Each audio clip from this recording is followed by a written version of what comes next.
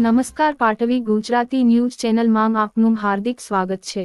ઉમરેઠ મંદિરમાં પુ લક્ષ્મણદાસ મહારાજની 156મી પુણ્યતિથિની ઉજવણી કરાઈ।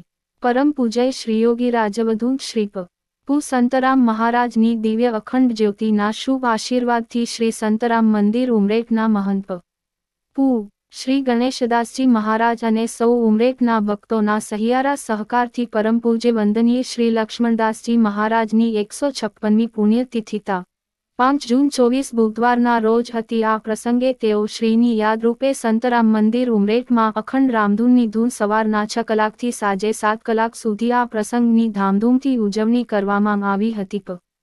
પુ મહંત શ્રી ગણેશદાસજી મહારાજે આ પ્રસંગે મહારાજને યાદ કરીને નડિયાદ સંતરામ મંદિરના ગાદીપતિ મહારાજ શ્રીઓ વિશે સૌ ભક્તોને સમજણ આપી હતી। પ્રસંગના અંતે સૌ ભક્તોએ પ્રસાદી ગ્રહણ કરી હતી।